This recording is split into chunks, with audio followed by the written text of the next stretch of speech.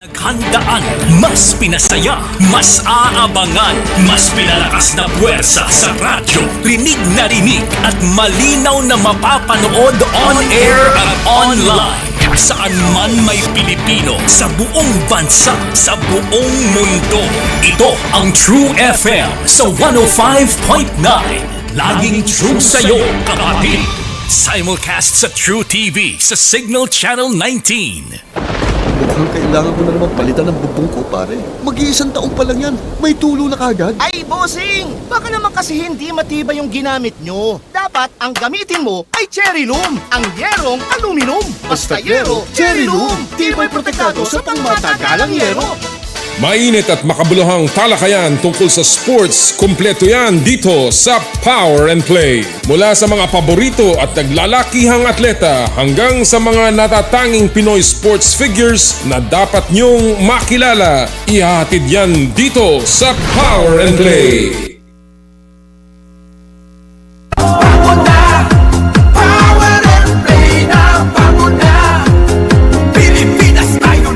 Sa kapwa ko Pilipino, ipagmalaki ang galing na meron tayo. Ilantad ang likas nating talento at magdala ng saya sa mundo. Sa harap ng pagsubok ay di susuko, para sa pangarap tayo'y porsigido. Magpakitang gilas na kung magpatalo, ipag-iwang natin ang Pilipino. Mula noon at hanggang ngayon, talento natin ang bida. Mula sa simpleng bakuran hanggang entablado natin ipakita. May pagsubok man ng Pinoy, pinalalakas ng saya. San man tayo sa pulot, sumbesibay, lakay, maniga. Sama-samang pakita ang galing natin katropa sa kapwa ko Pilipino.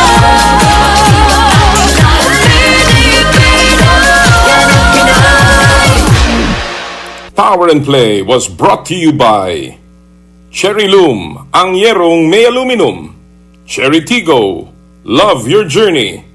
Photon, empowering the Filipino business. Joyride, ang inyong bagong kasundo. And N Plus Gold, tanda ng pagmamahal. Halina't makinig, talakayin natin ang larong gusto mo. Pag-usapan natin, ibida ang hilig ng bawat Pilipino na merong taglay na galing. Bangon na, Power and Play na, bangon na. Power and Play. Bangon na, Power and Play na, bangon na. Pilipinas tayo na, bangon na. Power and Play na, bangon na. Bangon na, Power and Play na, bangon na.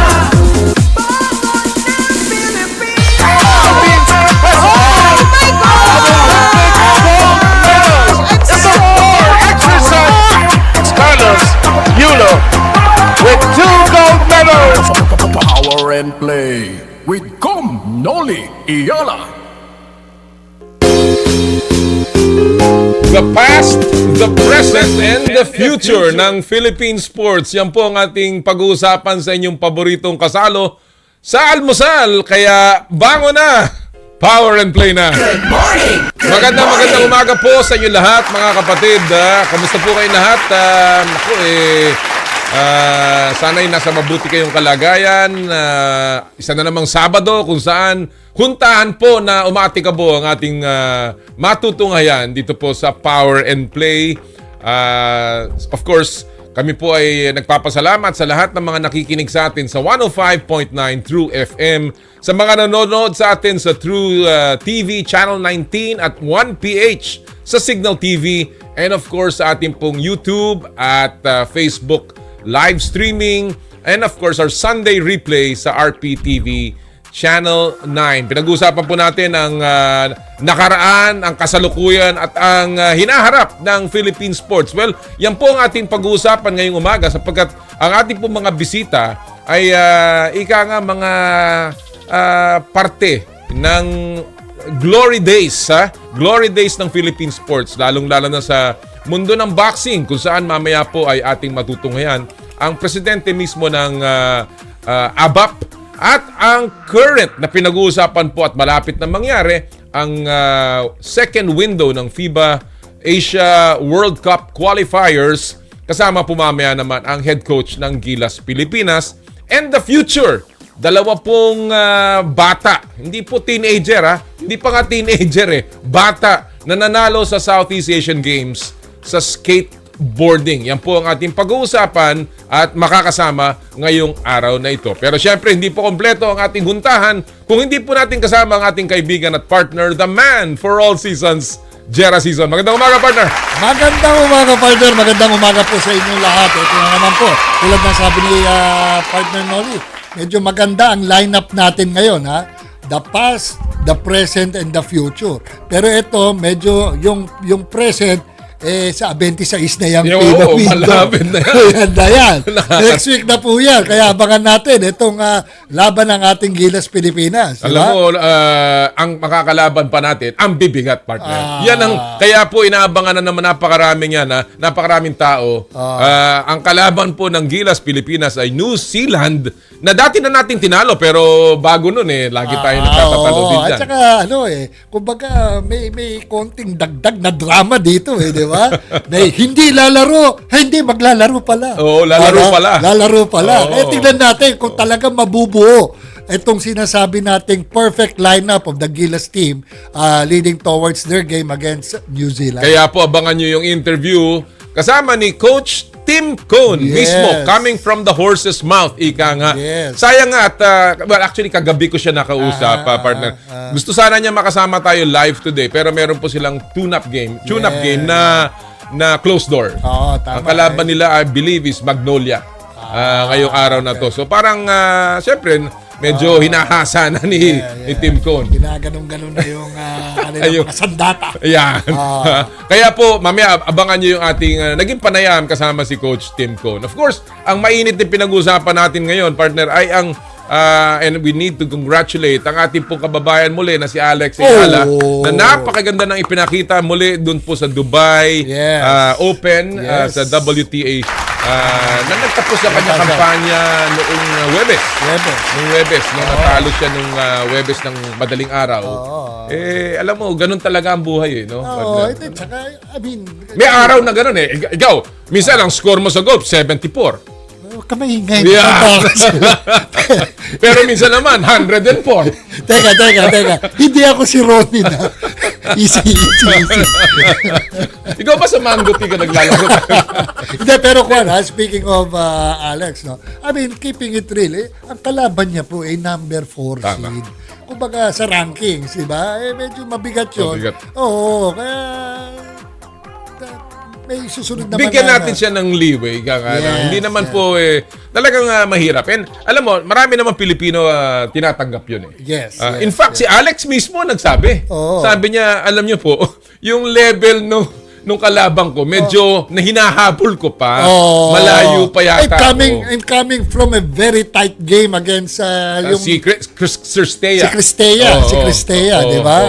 And of course, tinalo niya si Jasmine Paulini noong pong round of 32. So, talagang pambihira ang kanya naging akbang. In fact, mga kapatid, eto na, sa live rankings ng WTA, number 32 na po si Alex Ayala. Bumaba siya ng 47 after the February 21. Dahil medyo maaga siya nawala Alam niyo po ganyan ng rankings ng WTA. Kaya wag niyo po sabihin, ako, laos na pala. Biglang nawala. Hindi po, ang rankings po, ang sistema ng WTA napaka-komplikado. Napaka-komplikado, partner. You need to earn points every tournament at yung tournament po will garner points depending sa laki. Sa laki at saka yung performance mo. Kung gaano kakalayo nakarating. Naabot mo. Tama nga, for nung February 9, tama yung sinabi nga ni partner, nung February 9, rank 40 siya. Tapos, hindi nga maganda yung kanya sa Doha. Sa Doha, bumagsak siya ng 47. Yun. Ngayon, after nito, quarterfinals no? So, ang projected ko niyan number 32. Kita mo? Pasok na po sa top 40 at malapit na mag-break ng 30. So, again, this is very fluid, itong rankings.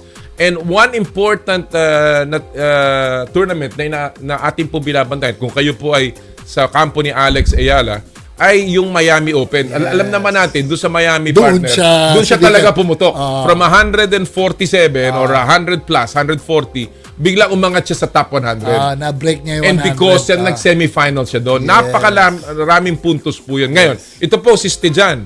Kailangan pong depensahan niya yung mga puntos na yun. Ngayon na siya ay nakaisang buong taon na, yung po mga sinalihan niyang tournament, tinitingnan po yan ng sistema. Kung inyo pong madidepensahan yung points na nakuha nyo doon sa torneyong yun. Pag hindi mo nakuha yun, medyo bababa ka na naman. Kaya po she's trying to pile up the points doon sa mga tournament na hindi pa niya sinasalihan. Yes. And correct. that's why malaki ang inangat niya dito sa Dubai Open. Sa Dubai Open. Oo. Ngayon, susunod po niyang tournament ay yung Indian Wells, kung saan, again, that is one of the most viewed tournaments outside of the Grand Slams sa WTA. And kung siya ay magandang ipapakita dyan, hindi malayo, partner, na ma-break niya yung 30. Rank 30 in the world. Kaya, yan ang tinatawag nating hindi lamang present, kung hindi the future. The future. At saka, lumalaban pa lang si Alex sa mga elimination at saka sa semifinals, wala pa sa papuntang quarterfinals. Marami nga nagsasabi ang atmosphere ay palaging finals. Alam mo yung iba, medyo naiinis diba na, dahil maraming Pilipino, ganoon nga ho talaga. Kaya naman sa nilalangaw yung stadium. Okay, so Diba? in fact ngayon, nakikita nyo naman ang reaksyon ng mga players, si Coco Gauff, na natutuwa sila na may mga nanonood ng kanilang early rounds. Alam nyo, talaga naman nung ganun sa mga tournament ng tennis. Yung early rounds, wala talaga nanonood nun. Para lang PBA yan, di ba? Yes. Sa elimination, lalo na pag ang naglalaban, yung mga jeep at saka wala akong nanonood. Ganun ho talaga. Pero pag si Alex, kahit first round, puno na. Ito, aminin ko napapanood ko siya during the game, di ba? Makikita mong manalo, tumatayo yung balahibo ko. Wow, di ba? Masalo kapag nagaganon-ganon siya, di ba? Nag-yes siya. Papanoorin ko na naman sa snippet sa YouTube o sa Facebook, yung mga snippets lang, tumatayo pa rin ang balahibo ko. Hindi ko alam kung bakit. Talagang diba? iba talaga. Hindi ko alam kung mo yung bakit. sinasabi ko, partner, talagang Alex is the representation ng Pinoy of all the good things about the Filipino. Yes. Talaga po, hindi naman po perfecto si Alex, pero of all the good things, dahil siya po'y lumalaban, siya po'y nagsusumikap, siya po'y nanggaling sa baba, talagang pinaghirapan ng kung saan man naroon siya ngayon, at siya po ay a good representation. Kung ano po, matalino ang Pilipino, matapang ang Pilipino, ganun ho talaga Tsaka ang maganda kasi dito kay Alex, di ba? Kaya nakangiti, kaya nakagalit, o kaya nakangiwi yung mukha, maganda pa rin Maganda pa rin tignan. Talaga. Ganyan ho talaga. Sasama mo na naman sa ito. Baka magalit si Risa sa akin, ang mga manyego. Well, again, abangan po natin ang magiging torneo ni Alex Ayala. March 4 na po ang simula ng Indian Wells, kung saan muling sasabak ang ating pambato sa tennis, good luck, Alex, si Alex Ayala. Alright, pinag-usapan po natin ang the past, the present, the future ng Philippine sports. Well, pag-usapan po natin ang isang sport na kung saan napakarami natin pong tagumpay noong nakaraan. Pero ito pong huling Southeast Asian Games, isa lamang gintong medalya ang nakuha ng sport ng boxing. At yan po ang ating pag-uusapan. So what's the score?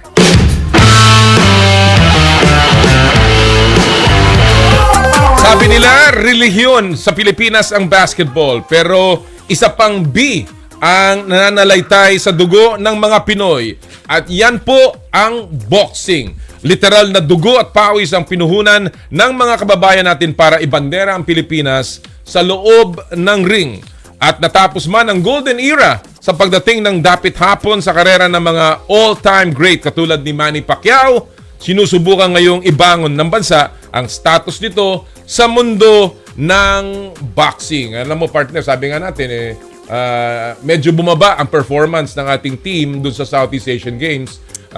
Alam mo, nung before that, kung inyo pong titingnan ng mabuti, ang ating pong koponan sa nung 2023 or 2021, No, sorry, 2023 sa Cambodia, partner. 4 golds, 5 silvers, 1 bronze.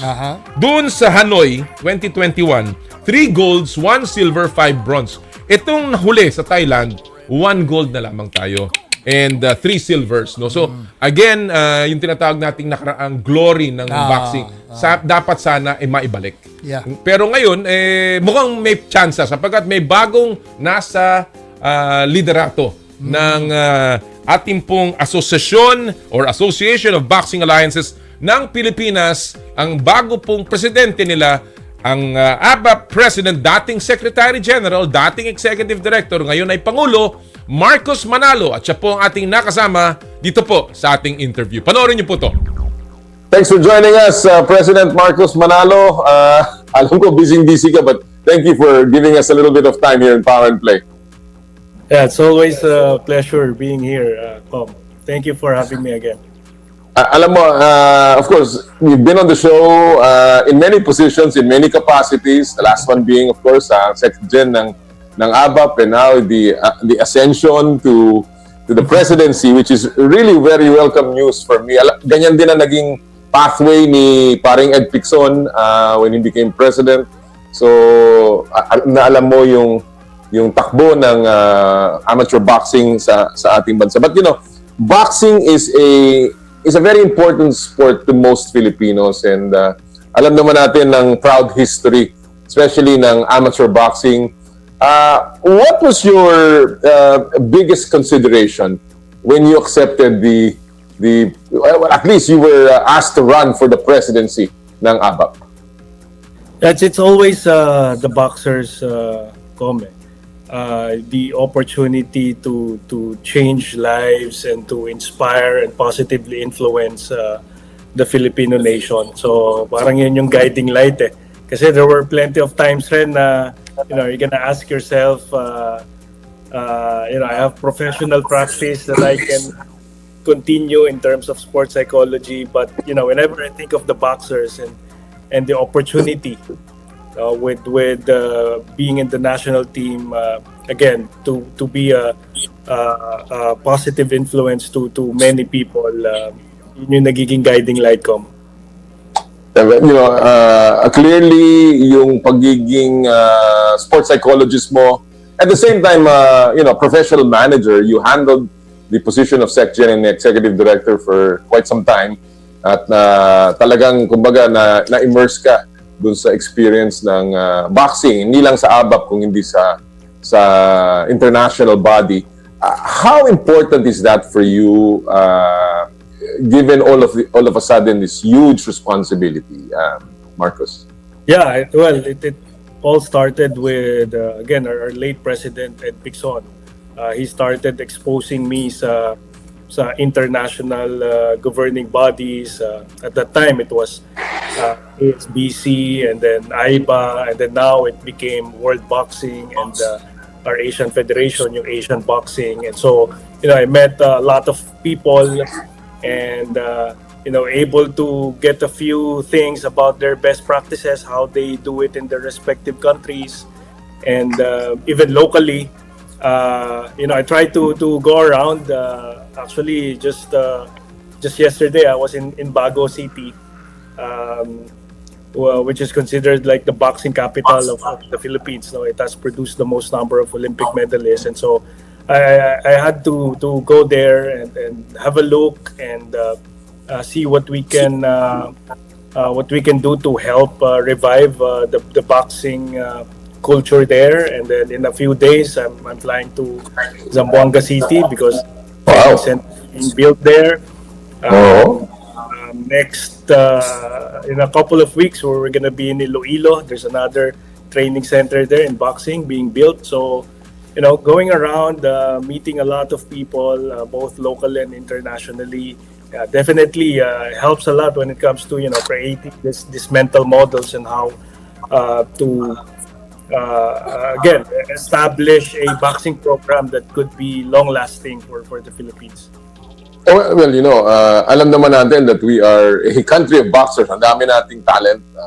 Many of our boxers are homegrown, talaga namang nanggaling sa humble beginnings.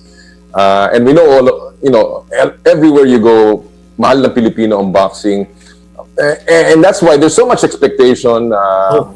We just came back from, we finished 2025 in with a one gold performance in the SEA Games, which, obviously was affected by many factors. Hindi lang naman yung performance ng ating boxers, and we will discuss it in a little bit. But you're stepping into boxing history in a very crucial time.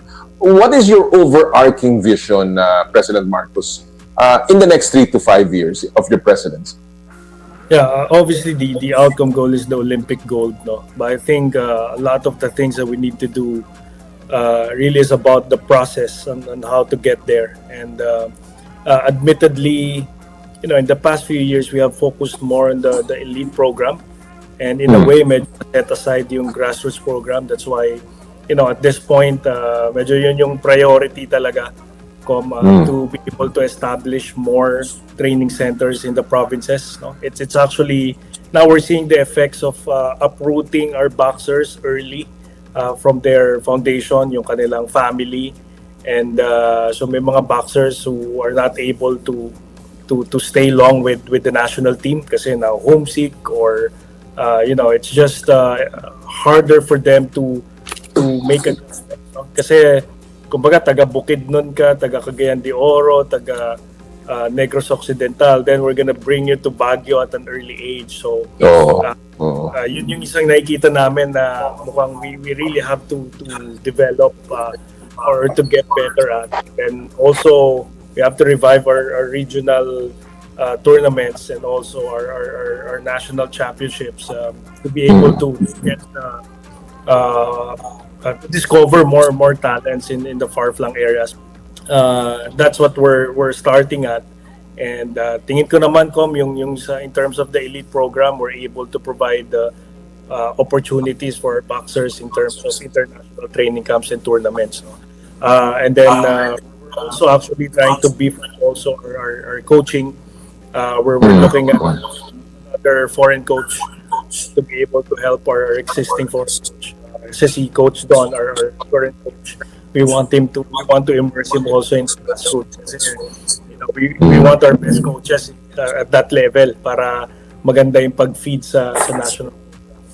One thing that I was mentioning a while ago was the seemingly problems of judging in the international stage. No, now as president of ABAP, and obviously. The Philippines is a respected country pagdating sa boxing, amateur boxing. What are the things that what ABAP is doing, you personally, in order to perhaps address this and para naman hindi mapabayaan ang welfare ng ating mga boksingero na minsan they are left to the poor judgment of some judges internationally. Yeah, it's really frustrating, no, and we have been vocal. In our World Congress, a few months back, we had our World Congress, yung World Boxing Congress in Italy, and we're always bringing up yung AI, the use of AI when it comes to judging, kasi it has been available. USA Boxing has already introduced the use of technology to guide judging. We had experience na there was a merong chip na nilalagay sa gloves ng boxers, and there are 4 high-speed cameras in every corner of the ring that can actually detect and measure yung punches landed, target areas, the types of punch, yung basically you can already assess the efficiency. Pero it's been taking a long while to start incorporating that in tournaments. And bakit kaya? Takot ba ang mga international officials na to rely so much on AI? Yeah, it's hard to say, but sabi ko nga, what we're saying is, initially maybe mahirap pa rin naman to completely eliminate the judges, no? But at least if they are guided by real-time feedback, no? Right. At least, especially the closer rounds, diba? Okay, at least you take a look sino talaga yung landing punches kasi that should be the primary criterion eh. Punches landed in target areas eh. Pero yung ibang judges, they're looking at so many different things like yung competitiveness, yung iba nga minsan showboating is becoming an advantage. Sure. You know, we're communicating that with World Boxing na, you know, we have to be clear really with what the judges have to look at. So kailangan clear eh, hindi pwede na merong judging na 30-27 for blue and then 30-27 for red. So it's like, you know, they're looking at night and day. different things, diba? So Yeah. I think yung competence rin talaga rin ng judges ko sometimes Right. sometimes you feel like they're not biased kasi they do background checks with the judges naman. But sometimes it's the competency eh. So minsan parang di mo na naintindihan yung boxing eh. So we've been very vocal with the World Boxing about that, you know, clarifying yung criteria for judging, yung use of AI. Ako nga hoping na we can host an international tournament soon. If not later this year, maybe next year. And yung AI technology na yun is available. We can utilize that. You have to pay, of course, but you know, we have to show the world na pwede talaga magamit. It works. It can work. Tama. Especially at the maybe younger levels muna, no? Where it is not so much as at stake, but it's teaching them the right way to actually compete in boxing, no? Kasi we can see this AI is growing. We see the tennis, we know naman how popular tennis is now because of Alex, and na-eliminate na nila yung mga linesman eh. It's all AI technology which they call eagle eye, no? So makikita mo, even if questioning ng mga players, it's really out kahit na gabuhat na yung bola, di ba? So I guess in boxing, if you start really implementing this correctly, may pag-asa. And that's all we want naman, a fair judging. Kasi kawawa naman ang ating mga boksingero if they're robbed of their hard work. Let me ask you, President Marcos, yung meron na tayo nababalita na, of course, you're really going into the grassroots as you had mentioned, and you are now going to introduce maybe boxing even in the NCAA. What is the latest on that? And what other partnerships are you looking at in terms of the grassroots program? Maybe organized grassroots program na nakikita ng ABAP. Yeah. So with the NCAA, they're trying to start soon. Actually, I think this semester na yon. But wala pang recruitment process, I believe, na mangyayari. So it's more of athletes from different sports transitioning into boxing. So it's gonna be more of a demo sport, and sabi ko we put a premium on safety, and so I think they're starting with the juniors level. So we're still in discussion about the modifications that we could make in terms of the gloves. Obviously the head guards and all the other safety precautions will be there. We're also looking at the duration of each round, if we have to reduce it. Kasi sabi nga, importante, yes, we can launch it, but pinaka-importante, ma-conduct natin in a safe manner. And so that's one. It will be a great opportunity, you know, moving forward, because when schools start recruiting, then there will be additional scholarship opportunities for boxers in the provinces, and syempre yung talent pool na rin could significantly increase, no, through the years, and then we're looking at, in terms of other grassroots tournaments, we have some successful programs in the past already that we just have to revive. So we had some new regional directors, and so sila yung gusto namin maging very active talaga in terms of for grassroots programs. So we cannot do it alone as Right, you know, as ABAP, as an NSA. Talagang dapat yung mga LGUs and yung mga regional directors namin talagang matap yung mga LGUs and mga boxing clubs in their respective areas. And then once you have a regional tournament that could culminate into a national championships, I think mas marami pa tayong madidiscover Correct. na mga boxers. Kasi ngayon medyo limited eh. We're sort of reliant sa Boxing mga clubs. Pinoy, bansa, kasi may mga exhibition programs na naman ang DepEd and the Philippine Sports Commission. But we have to expand that and be more active. Kailangan mas maramdaman kami sa probinsya. Oo, kasi marami sa ating mga national pool ay tumatanda na rin, and they have been representing the country for quite some time.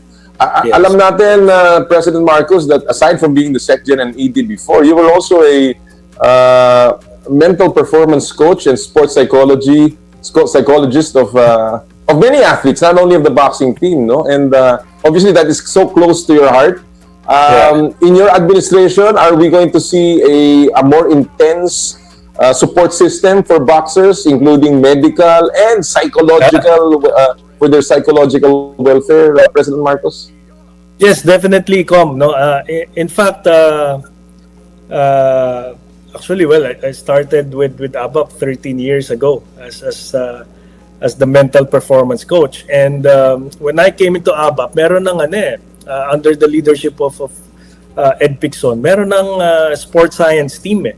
So now na beef up na lang namin. We added aside from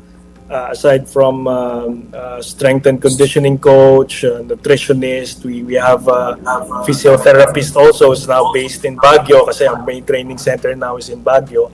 And ang hinahanap ko na lang yung analytics eh. Hard to find, but diba in basketball it's yung mga video coordinator, yung mga ganun, no? Yeah, medyo it's quite common, pero in boxing that's what I'm trying to look at eh, yung data analytics who can actually support our coaches na when it comes to coming up with fight plan, if they can study tendencies and also yung mga areas on the ring where we have advantages, yun sana. But yun na lang yung nakikita kong kulang ko. But now we're fortunate to have a I would say a very good sports science team. That's good.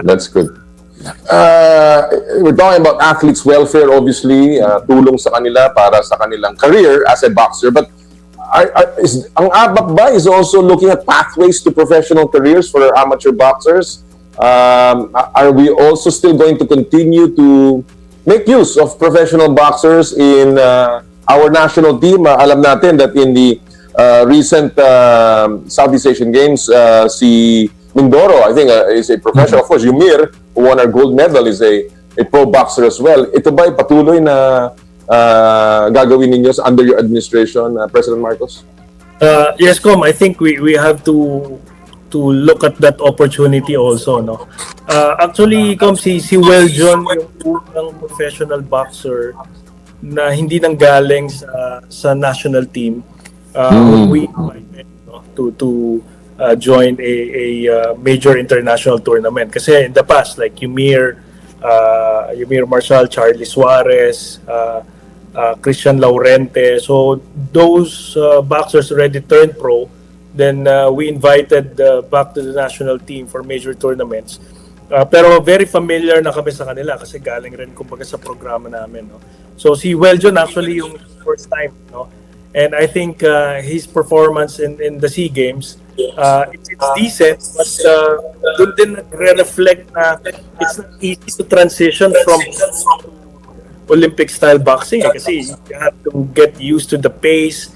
Iba yung energy system that you need to train for. So we're opening ourselves to potential participants in major international tournaments. I think ang mandate naman namin is to bring the best possible team. Every time we compete overseas, representing the country. But meron lang kaming we need to be strict with our requirement na at the minimum, you have 10 to 12 weeks na training with us. Dapat nakasama ka ng national team. Oo. Kasi hindi talaga pwede yung biglaan na while they think na it's the same, it's boxing, Yes, we Yeah. understand that. But this is ibang energy system to kasi 3 rounds lang yung Olympic style boxing eh. So it's Correct. like a sprinter and a middle distance runner eh. Yung tinatrain mo na energy system. Okay ba eh. So even the tactics could change a little bit because nag-iiba yung pace. So yun lang yung kailangan maintindihan din ng mga professional boxers who will be interested in joining us. And we're trying to look at some rin, actually si Yumir we're having conversations now about potentially managing him. So we're going to enter into contract with him. Management, parang agency, sports agency. Parang Wow. agency. So we're also tapping yung mga existing na. Actually, they're working more with the PBA players, but at least mas sanay sila when it comes to dealing with contracts. Right. Oh, that's new. That's something new. Obviously, that can guide them better, hopefully, and obviously even in their choice of fights and training, malaking bagay. And talking about that, alam naman natin, let's call a spade a spade. No, we won in Thailand. We won 1, 3, and 6. No, 1 gold, 3 silvers, and 6 bronze. Coming from Cambodia and Hanoi, which had more gold medals, no? Yun naman lagi ang pinagbabasihan. I know you've already made some assessment. I want to moving forward tayo, President Marcos. How do you plan to improve our performance with the national team?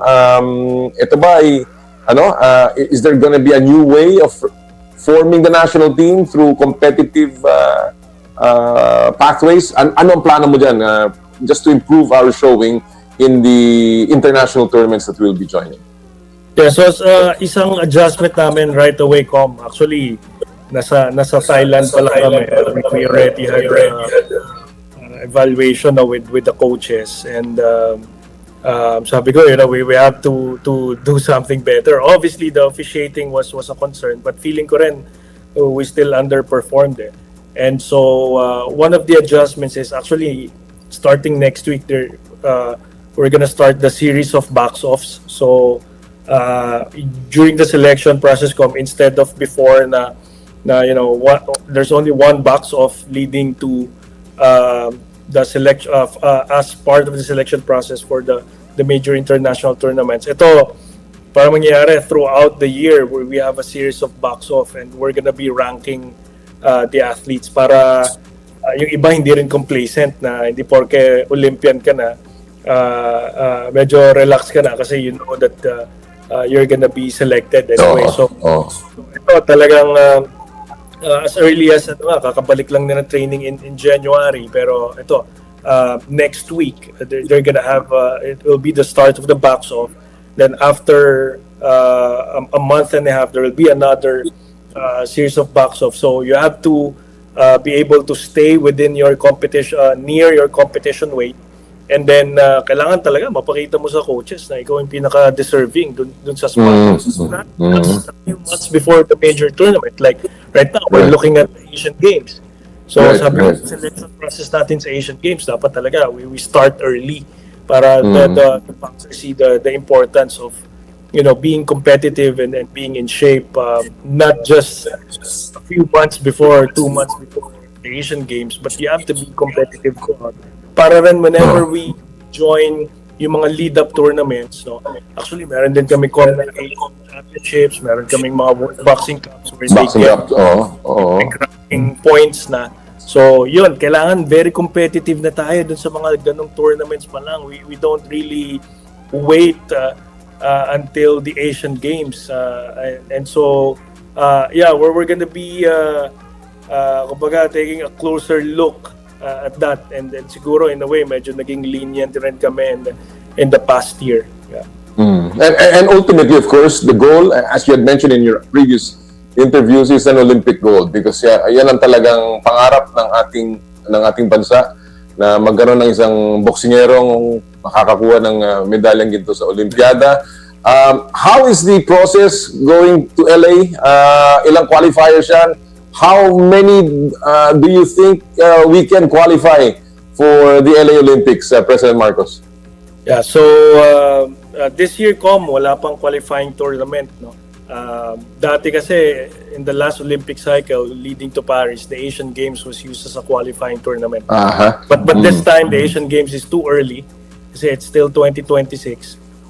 So, in 2027, for sure, meron ng continental qualifying tournament yan. So, that will be Asia or Asia-Oceania. And then in 2028, there will be 2 world qualifying tournaments at the very least. No? So, isang continental level tsaka 2 world level na qualifying tournaments. That has been the practice before. And so, I think ganun pa rin yung ifa-follow ngayon. Importante lang din yung mga seedings kasi if you get a bye in the preliminary rounds, malaking bagay. That's why I'm telling our boxers, you join the World Boxing Cups kasi that's where you get Olympic ranking points. As of now, si Carlo Paalam pa lang yung nasa top 10 natin in the world. Cuatro is number 13 pero nawala na yung 50 kilograms sa Olympics. So he has to go up to 55. Lahat ng Olympic medals natin, or karamihan ng Olympic medals natin nandun sa lower weight class. Hindi na Olympic weight class ngayon. So that's another challenge for us. Actually, even sa Asian Games, lowest weight class for men is 55 kilograms. Yung mga audio Velasco natin, yung mga si Carlo Paalam in Tokyo, and Roel Velasco, nasa yan, flyweight yan, light. Nasa mababang timbang, tama. Wala na yung ganun weight class. Ba't naman ganun? Bilang Pilipino So, kaya may additional challenges kasi nag-iba na yung weight class. Even yung weight class ni Yumir, wala na rin sa Olympics. So, he has to go up 5 kilograms. So, very limited na Yung kay Nesty na weight class, wala sa Asian Games. He has to go up 3 kilograms. So, may mga ganong challenges pero, obviously, it is what it is and then we have to adapt. So, we just need to put in the work kasi and it's a lot of work. Dami trabaho, Marcos, obviously. Marami pa tayong pag-uusapan but I naubusan tayo na oras but I know it's too early to be asking you this but sa Philippine boxing, now that you're at the helm of the ABAP, and of course we know that you have been a very professional manager and obviously itong mga program na nilalatag mo are really quite amazing. So, anong gusto mong iiwan sa mundo ng boxing sa Pilipinas, Marcos? Oh, yeah. Great question, Com. I wish nakapag-reflect ako ng malalim about that. But siguro number one, having a sports science background and a psychology background, siguro it's yung fact na the best way to support the athletes is not just to focus on performance but also on their well-being. So hindi na siguro nagwo-work or long-lasting yung you're just all about performance. You're all about the medals. So we also have to support their well-being along the way, and then that sports science works. The athletes need a very strong support team, a strong group of professionals working with them. So as we mentioned earlier, strength and conditioning, physiotherapy, sports psychology, nutrition.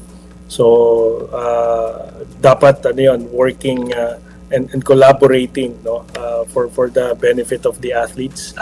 And then again the grassroots. Yung fact na you're able to reach the far-flung areas in the of the country and yung makapagbigay ka ng hope and optimism to the people and mas maging accessible kanila. So kumbaga kung mangangarap ka kung maging boksingero, makapunta sa national team in the future. May pag-asa. A clear pathway rin sa on how to get there. Correct. Yung parang, okay, paano ko ba marireach yung ABAP? Hindi, dapat as much as possible sa province mo or sa region mo, meron kang clear na pathway on how to get there. So siguro yun, pagka kahit pa Siguro after 5 years, i-reviewin natin yung legacy mo at i-replay natin itong episode na to. Sana. I have full trust and faith in your governance capabilities. I think malinaw ang pag-iisip at ang ambisyon at ang pagmamahal mo sa boxing. So I think the boxers are in good hands as well as the sport of boxing in the Philippines. Congratulations again, President Marcos, and we look forward to many more successes ng ating mga boksingero under your leadership. Thanks for joining us, President Marcos Manalo. Alam ko busy ka, but thank you for giving us a little bit of time here in Power and Play. Yes. Yan po mga kaibigan ang ating pong panayam kay Marcos Manalo, ang bagong Pangulo ng ABAP. Oo nga, ang ganda eh. Kumbaga, ang gaganda ng mga insights na ni At ang plano niya. Yung plano niya. Akala ko nga yung kausap mo si BBM eh. Dahil sabi mo, si President Marcos. Marcos lang yun. Marcos pala, hindi Marcos. Pero napakahusay na tao niyan. And we're really looking forward to more glory para sa ating mga Pinoy boxers. Alright, bago po tayo mag-break, isa muna pong paalala mula sa ating mga kaibigan sa Smart. Puso Pilipinas is a movement to celebrate the Filipino athlete powered by Smart. Follow them on Facebook, Instagram, Twitter, and YouTube. Get a chance to win exclusive Puso Pilipinas merch by sharing their Facebook page in your social media accounts with hashtag Puso Pilipinas. The Giga Life app is the latest mobile app from Smart that lets you discover and enjoy your passions with the different Giga promos. It can be downloaded and used by Smart Postpaid, Smart Prepaid, Bro Prepaid, and TNT subscribers via the Apple or Google Play Store. What can the Giga Life app do for me? Check your balance, monitor your current subscription top-up using debit credit card. Subscribe to the latest Giga promos, monitor your data consumption, auto-detect your mobile number when you are connected to Smart Network one-tap subscription to the most popular offer, Giga Video 99. And of course, Power and Play is powered by Smart. Live more today. Thank you! Sa amin pong pagbabalik, ang ating makakasama, ang head coach ng Barangay Ginebra at ng Gilas, Pilipinas, si Coach Tim Cone sa Power and Play. Hatid sa inyo ng Cherry Loom, Cherry Tigo, Photon, Joyride at ng N Plus Gold. Ang oras po natin,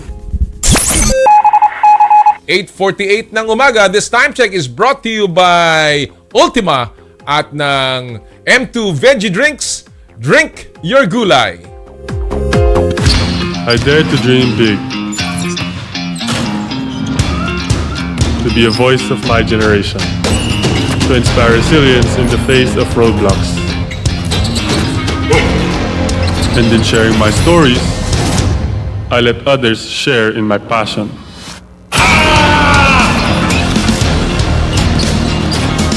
Follow Kai's stories on Twitter and share yours. With Smart Double Giga Stories. Share 2 times the passion with 2 gigabytes for Twitter and more. Guaranteed every day. Plus data for all sites. Simple, smart ako.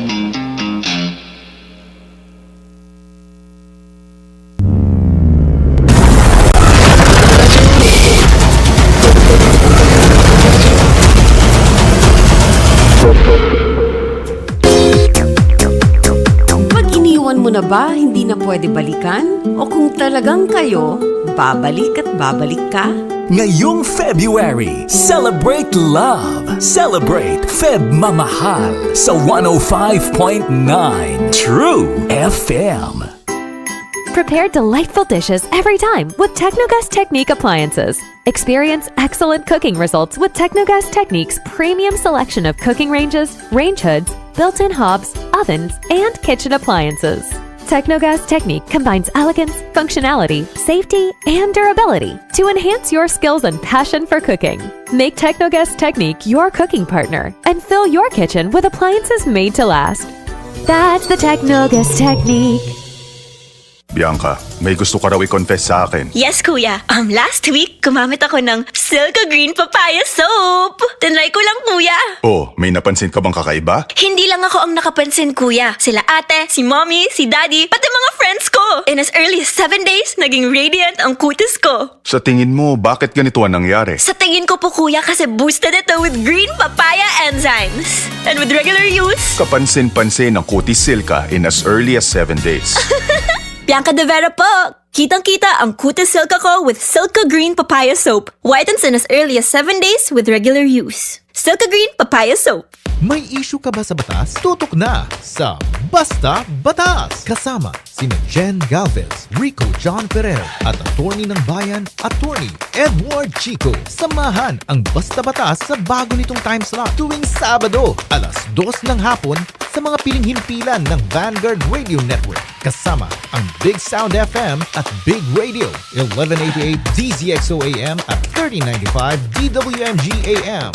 Mapapanood at mapapakinggan na rin tuwing Sabado sa 1PH, True TV at True FM simula alas 2 ng hapon.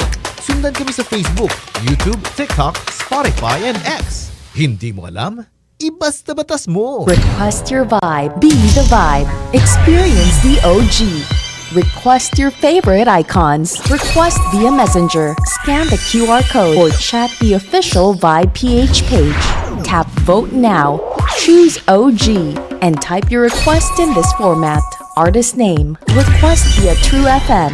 Call 8689-3289 or 8689-3290 from 1 p.m. to 2 p.m. during Heart to Heart Show and 7 p.m. to 8 p.m. during Shoutout Show, Monday to Thursday. Email at og@vibeph.tv. Cons now. Be the vibe. Bianca, may gusto ka raw i-confess sa akin. Yes, kuya. Last week, gumamit ako ng Silka Green Papaya Soap. Tinry ko lang, kuya. Oh, may napansin ka bang kakaiba? Hindi lang ako ang nakapansin, kuya. Sila ate, si mommy, si daddy, pati mga friends ko. In as early as 7 days, naging radiant ang kutis ko. Sa tingin mo, bakit ganito ang nangyari? Sa tingin ko po, kuya, kasi boosted ito with green papaya enzymes. And with regular use, Kapansin-pansin ang kutis silka in as early as 7 days. Bianca de Vera po. Kitang-kita ang kutis silka ko with Silka Green Papaya Soap. Whitens in as early as 7 days with regular use. Silka Green Papaya Soap. Ano ang true love? Ayon kay Atom of San Mateo. True love? Yung hindi nauubos na adobo, yung ang sarap-sarap kahit tag-ulan, hindi manamnam kahit traffic sa EDSA, at laging handang mag-extra rice sa bad days. Walang kondisyon, pero bahala na with Kilig Forever. Sana all. Ngayong buwan ng Feb Mamahal, find true love with True FM. Balita, impormasyon, public service, entertainment, music, inspiration. Totoo, tunay, tapat. Ito ang True FM sa 105.9. Laging true sa'yo, kapatid. Simulcast sa True TV sa Signal Channel 19.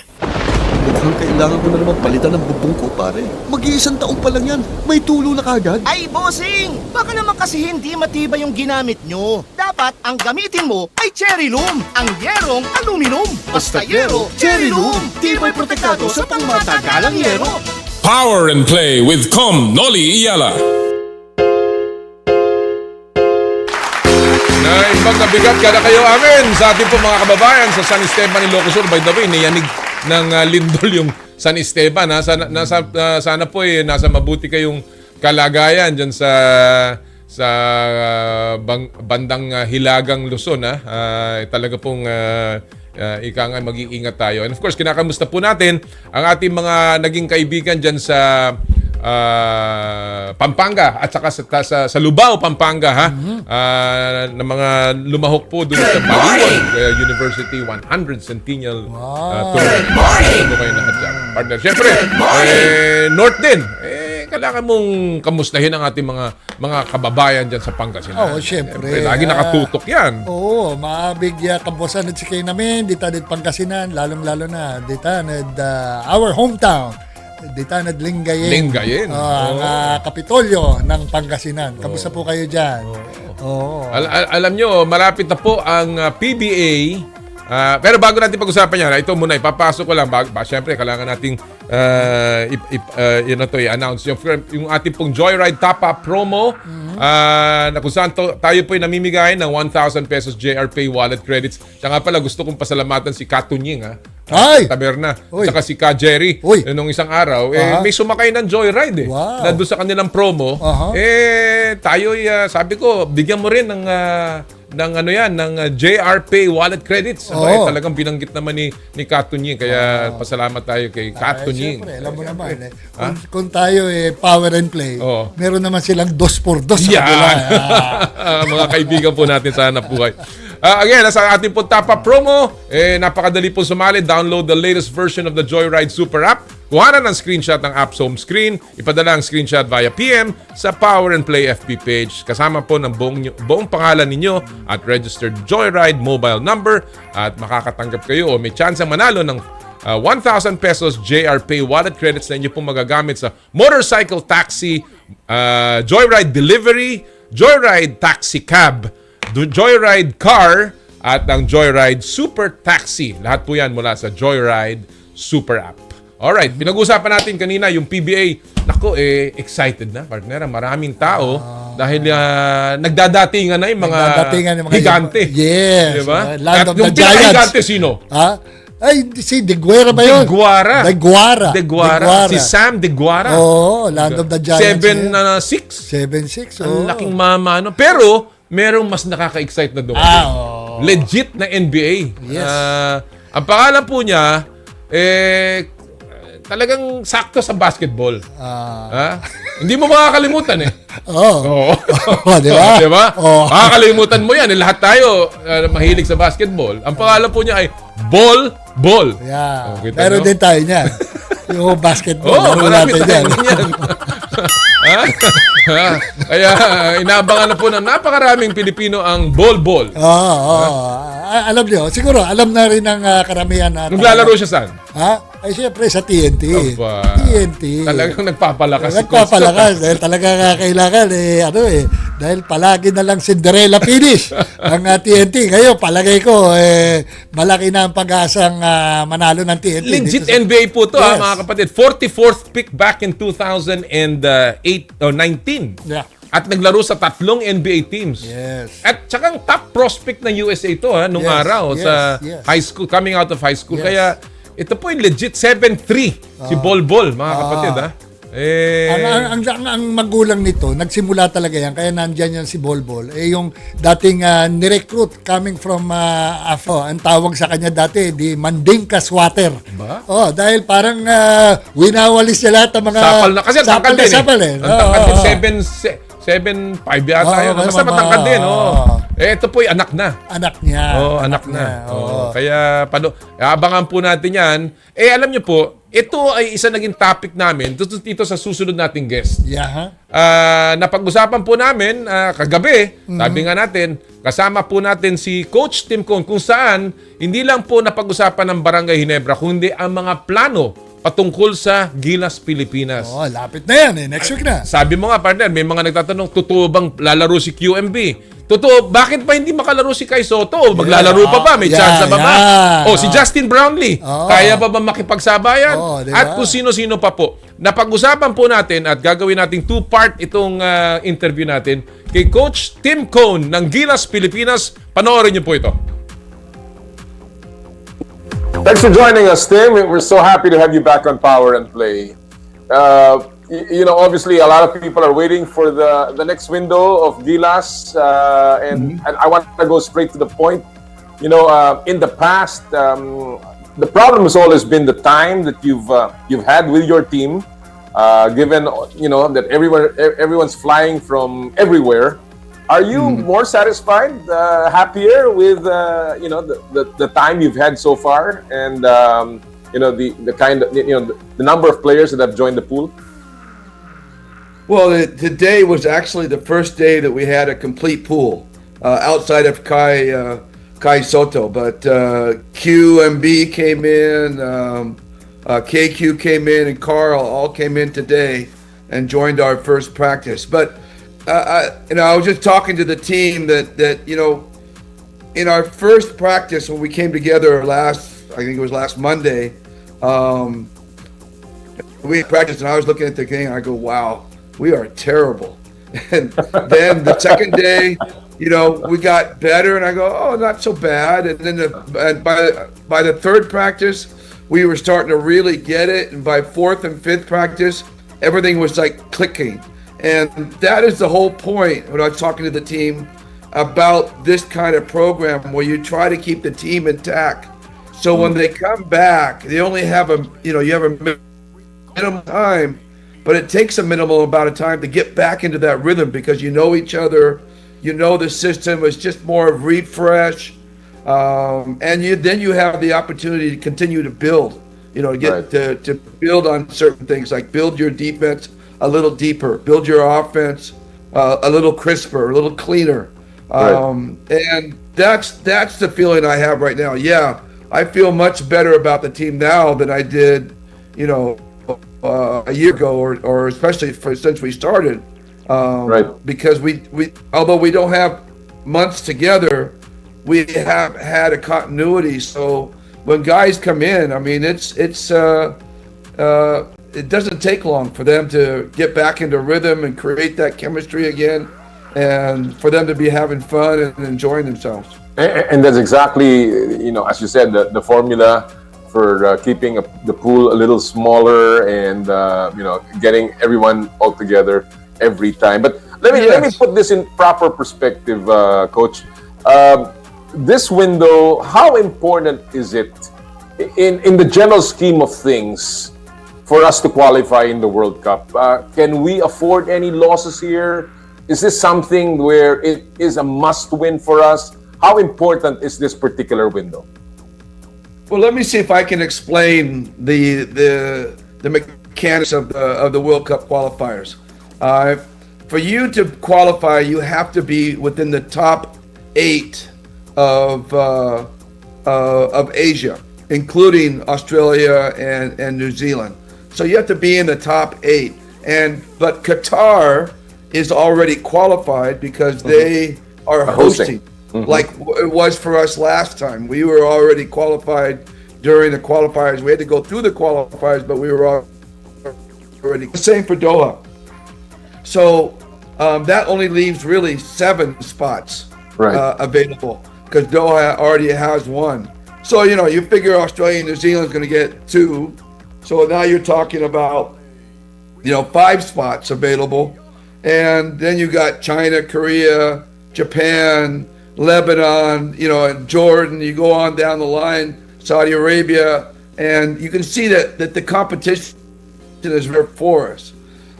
So this first round with the Oceania group, what I call the Oceania group, because it's Guam, New Zealand, and Australia. We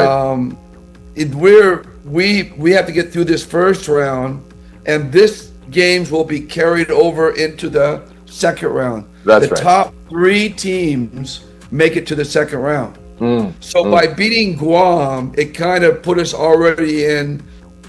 There's a really, really strong, powerful chance we'll make it to the second round. Second round, okay. But these games that we play against New Zealand and Australia will be carried over into the next round.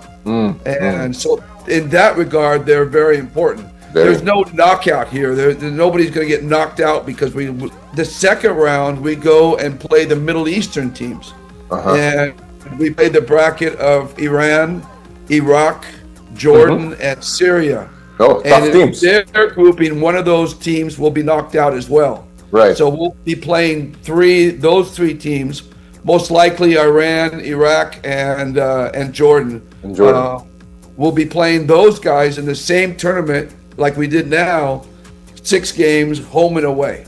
And then they combine those records, and then the top 17 from Qatar are the ones that advance to the World Cup. So every game's important. But it's not like we're going to get knocked out if we lose this. To me, what's going to get us into the World Cup is how well we play the Middle Eastern teams. We would like to sneak in a game against Australia, New Zealand, but really we have to play really well down the road in November and into the next year against the Middle Eastern teams. The reason why I ask that is because obviously these 2 teams that are coming up, New Zealand and Australia, are powerhouse teams, and I want to know more or less what is the mindset, how is the vibe around the team now, given that and given the stakes, given the competition that's coming up.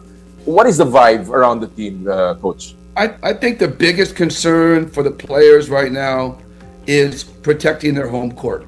I think that is really, really important to them. They want to show out well in country, in front of their fans, and there's always a certain pride about playing at home, and so that makes this particular window extremely important to these guys, so I think they're really keyed up. I think they're ready to go. Like what I've been seeing over the last couple of days. I thought we had our best practice today, in fact, and we've got 4 more practices to go. So before we get ready, maybe 5. If you compare window 1 and window 2, in that sense, you have made strides. This team has made strides, obviously. Well, from the 2 years that we've had, I mean, everybody says we have such a small pool. Yeah, we do, but we've added KU, we've added just recently Balti, we've added Juan to the pool. Troy has been there, RJ has been there, so we're trying to integrate here. Right now, we've got 15 players, and we've actually got to let three of them. It's unimaginable how hard that decision is, making that decision on who those 3 guys are going to be. It's really unimaginable. I mean, it's not life and death, like a surgeon or something like that. But for a basketball coach, it is by far the most difficult thing you ever do, is make decisions on players. All right. Before I ask you about that, as you said, there are 15 players now in the training and preparing for the window. Let's talk about QMB, Quintin Miliora Brown, and a lot of news has come out. Whether he was in or out initially. There was a news item that came out that he was not coming in, and then things got patched up apparently because of his father. What's the real score, Tim? What happened to QMB, and what convinced him, or what pushed him and really closed the deal for him to play here? Okay, number one, I should point out right off the bat, is that I was not included in the conversations with him. I was not included in any of the so-called negotiations that were in him. We've had a program from day one, and we made this very, very clear to everyone in our first Zoom meeting that we had when we brought the original 12 guys together. I told them at that point that everybody was going to make the same. There was not going to be someone making more money than somebody else. All the whatever was going to be given, it was really a take it or leave it kind of thing. If you're going to join, you're going to join. And the point of it is that we were trying to, it was just a philosophy that if you're here with this group, listen, for the national team, if you're there because you want to make money, want to make a big salary or whatever, it's the wrong place for you to be. And we made it a point to say, but if you want to grow your reputation, if you want to travel travel and play high level basketball against teams that you'll never get to play against, or players you get to play against, you'll be testing yourself and your limits. Then this is the place you want to be in. Right. And if you want to take that pride and walk around the city, and be able to see your family and be one of those 12 guys that can say they're on the national team, then, this is the place you want to be in. But if you're there to make these fabulous salaries, it ain't going to happen. And, but so we're going to treat everybody equally from 1 through 12. And that's what we have stuck to. And, we can't vary from that. If we vary from that, then it opens up a big can of worms. And we just honestly, and I've said this before, people think it's just like a fantasy league. You take one player in, take one player out. But, we have definite budget constraints. It's not like it was during the World Cup time when, our budget huge because we were hosting the World Cup. You know, we were looking at trying to, generate income from that World Cup. So it made sense to make sure we had all the players and making them all. And so it was like having a PBA team. You know, you in the PBA because you want to generate income, whether it be through advertising or cash or whatever. You're looking to generate income. The SPP is not looking to generate income. You know, that's not why they're there. Maybe some of the sponsors are, but not the SPP. So anyway, this is what we came up with everybody. So we just couldn't buckle. That was the whole point of it. We couldn't buckle and say, okay, we're going to give you more, or we're going to give you more, or whatever. We had to stay without just to keep it fair to what we were saying, and that's where the kind of the miscommunication was, and I think once that all got understood, and it really came down to, again, Quentin personally, he wanted to play, and I had talked to him before all the thing started. He was dying to play. As far as I know, it cleaned out. We never. I had a meeting with the players a couple of days ago, and I said, look, the one thing we don't want to do is make anybody who's not going to join us look like they're bad guys for not joining us. Everybody has their purpose and their reasons. We're not going to make anybody look like a bad person or a bad guy because they can't join us. And Q came in today, and he was awesome in practice. He was awesome with his teammates. Teammates were awesome with him. It was a really, that's one of the reasons the practice was so good today. I guess it's all everything ended well. It's water under the bridge, as they say, and Q is on board. Another guy, of course, that is not on board, and you've said this, is Kai Soto.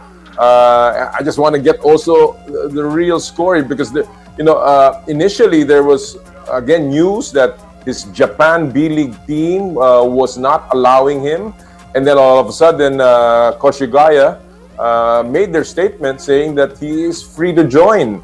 And it was the sports management group of Kai that was having problems. What is the situation of Kai? What's keeping him away from the national team, Coach? Well, I think the number one thing is that he's still coming back from injury. And I'm saying it this way. If I was the coach of Kai and my pro team, and at this point I had to release him to another coach, which is the national team, I had to release him to him. It's one thing if he's playing with me all the time and I can eyeball him, I can see what it's doing, I can make adjustments to his playing time, I can make adjustments to his practice time, I can adjust the drills, whatever, to make sure that he is recovering and staying healthy from his recent, comeback from the injury. And if I can't do that from a coaching standpoint, I wouldn't want to release him to another coach who I can't guarantee will have that same attitude or same concern over him. And so I completely understand, number one, if the team doesn't want him to play. But under FIBA rules, of course, they have to have him play. So I don't think it's coming from them. It's when you say sports management, I think of the trainers that are around him, who's training him, who's working with them. I think those are the ones that are kind of holding off. And I honestly, I cannot blame him for it. And to be honest, as important as this is, and this is a home game, we would love to have Kai here, but to protect our own sport. The long-term viability of Kai is more important than the windows that are right in front of us. We need to have him go to the Middle East. We need to have him when we get into the World Cup. We need to have him down the line. That's where it's going to be more important for him. So I have complete understanding for him not joining us this time. I'm really okay with it, and I'm just hoping we can work things out and he can continue to be healthy into our next window in July. This is like a long NBA season where you don't need him in February, but you need him in the playoffs in May or in... Yan po ang first part ng ating panayam kay Coach Tim Cone na nakuha natin. Uy, medyo nag-ano tayo. Nag-zoom in tayo sa microphone. Zoom kasi yung meeting. Zoom kasi yung meeting. Ayan, yan po ang first part ng ating panayam kay Coach Tim Cone ng Gilas Pilipinas. Partner, obviously, alam na natin, andyan si QMB, pero wala si Kai. Yeah, well, listening from Coach Tim Cone, no? Unfortunately nga, partner, hindi ako nakapunta, nakasama kagabi dahil meron ako importanteng kailangan puntahan. Pero now I see the wisdom. I see the wisdom of Coach Tim Cone. Well, yung with regards to QMB, but more importantly, with regards to Kai Soto, not playing in this window. Diba? Kumbaga, syempre, magandang baraha siya eh. Magagamit mo yung barahang yan doon, pagkakalaban niya ng mga Middle Eastern teams. At yan ay pag-uusapan nga ni Coach Tim. Alright, hindi pa po tapos ang ating interview kay Coach Tim. Pero bago po tayo mag-break, sumilip muna tayo sa mga viral videos at pop culture sa mundo ng palakasan sa Stop and Pop.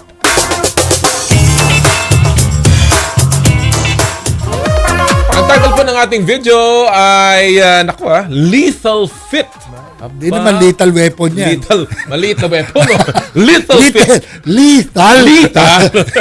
Panoorin po natin ito, ha? Di lang palakasan ang labanan sa Olympics. Ayan, pagandahan din ng fit. Sa winter to, ha? Viral si US skeleton athlete Austin Florian sa kanyang agaw pansin na helmet. Kita rito ang sikat na Marvel anti-hero na si Venom na itsurang nakakanganga. Agaw pansin ang iconic eyes ng web-slinging character at mga matutulis nitong ngipin. Di man naka-medal sa event, wagi naman sa kanyang aura farming drip si Florian. Ang ganda, no? Ang ganda. Para kombinasyon ni Venom at saka ni Captain America. Kung ganyan kaya mga helmet ng motorsiklo. Di sasakay pa kaya sa amin? Pwedeng makaiwas na road rage. Dahil sa helmet pala takot eh. Alright, when we come back, the second part ni Coach Tim Cone dito po sa Power and Play. Hatid sa inyo ng Cherry Loom, Cherry Tigo, Photon, Joyride at ng N Plus Gold. Ang oras po natin 9:18 ng umaga. This time check is brought to you by Ultima at ng M2 Veggie Drinks. Drink your gulay. I dare to dream big. To be a voice of my generation. To inspire resilience in the face of roadblocks. And in sharing my stories, I let others share in my passion.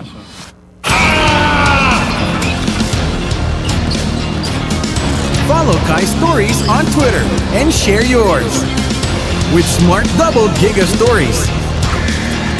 Share 2 times the passion with 2 gigabytes for Twitter and more. Guaranteed every day. Plus data for all sites. Simple. Smart ako.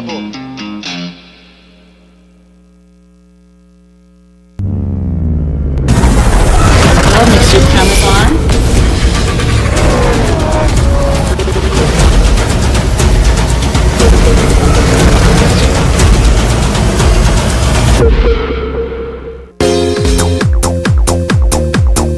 Ang friends pwede maging lovers. But can lovers go back to being friends? Ngayong February, celebrate love. Celebrate Feb Mamahal sa 105.9 True FM. Ang oras, 9:19. Ang oras sa True FM ay hatid sa inyo ng Fujidenso Home and Commercial Appliances, where you get reliable, durable, and energy-saving products. Upgrade your home, upgrade your business with Fujidenso. Quality above all. Celebrate the decade na lahat tayo nakaka-relate.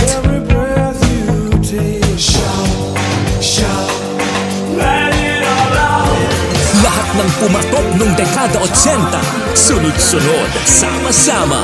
Diba? Ang saya! Celebrate 80 Sabado! Dekada na hindi malilimutan. Dekada na memories ang laman. 80 every Sabado, 3 p.m. hanggang 4:45 p.m. at 5:15 p.m. to 6 p.m.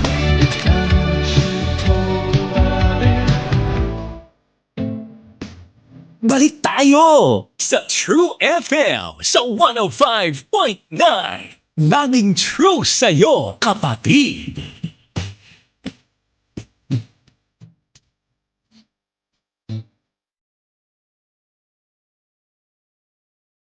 May issue ka ba sa batas? Tutok na sa Basta Batas! Kasama sina Jen Galvez, Rico John Ferrer at attorney ng bayan, attorney Edward Chico. Samahan ang Basta Batas sa bago nitong time slot tuwing Sabado, alas 2 ng hapon sa mga piling himpilan ng Vanguard Radio Network. Kasama ang Big Sound FM at Big Radio, 1188 DZXO AM at 3095 DWMG AM.